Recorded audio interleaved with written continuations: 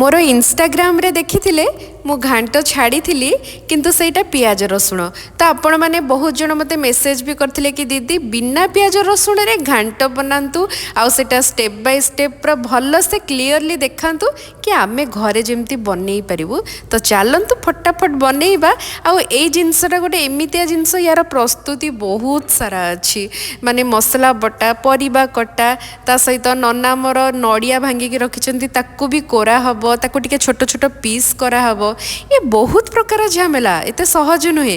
तो प्रथमे बहु एठी टिके मसला प्रस्तुत करूची अदा ता सहित धनिया पत्र पाचिला लंका सबको टिके बाटी दौची ता सहित से टमाटो मध्य नहीं जीवो माने तरकारी को देखिकी जेतिके आवश्यक अच्छी आमर टमाटो नबा पई ताकू मध्य पकेकी बाटी नौची हेले गोटे दरदरा बटा आमर मसला बटा प्रस्तुत हो जीवो। एठी टिके फुटण नियाई पंच फुटण सुखिला लंका सोरिष तेजपत्र ता सहित एठी बहु किछि गरम मसला नौछि जहाकु से छेची नब देखि पारुछंती गरम मसला डालचीनी गुजराती लवंग अलैच गोलमरीच सबको नेकी गोटे छेचिकी तार मसलाटा प्रिपेयर करनब।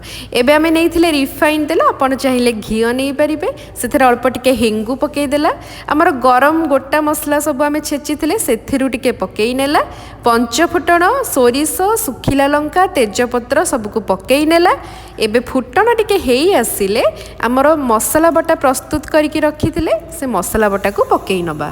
पर्टिकुलर यही समय ही यार बास्नाटी एते महकी आसे जेमिति आमे तेल रे मसला पकेदेबा तार बास्ना आसीजिवो। एबे सेथिरे स्वाद अनुसार लूण पकेइबा 2-3 मिनिट ताकू एपट सेपट करिके टिके कसेई नेबा।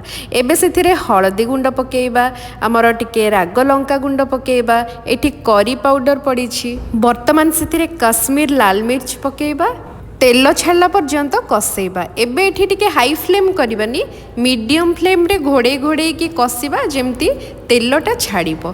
ता सहित एठी बहु आमर टिके नड़िया करि दोची फ्रेश नड़िया भांगिकी कोरा होउची आ नड़िया किछिटा कट्टा भी हबो। एबे देखिले मसला तो कसी हे गेला एठी टिके कला बुट छोले मटर सबको राति सारा बतुरे की लूण देकी सिझे की बहु रखी देथिला।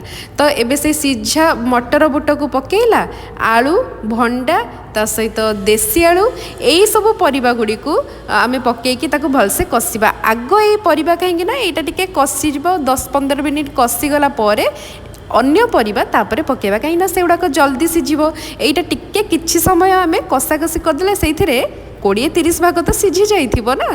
तो एबे जेते सब परिबा देखुचंती सबको परिबा को आमे पकेई नबा गोटी गोटी करिक तो सब परिबा आपण मानको देखे देछि। आउ कोन ना कहिबे एठी देखुचंती जेमती बीन्स कखारू कदली बैगण जह्नी ता सहित आउ कोन थिला बैगण तो थिला देसी आलू ता सहित सारू ता सहित बहुत सारा परिबा थिला सब आपण मानको देखै देछि। झुडुंग भी पकेई परिबे एठी गाजर मु पकेई नेछि जेहेतु एते बहुत सारा परिबा हे गलानी घांटिया पे टिके कष्ट हो जाए ना। तो ताको कौन करिवे आग हाई फ्लेम रे घोड़े घोड़े की 10-15 मिनिट रखीदेले सेटा टिके पानी बाहरी आसले टिके दबी जीवो हेले ताको घांटिबा पई सहज हबो।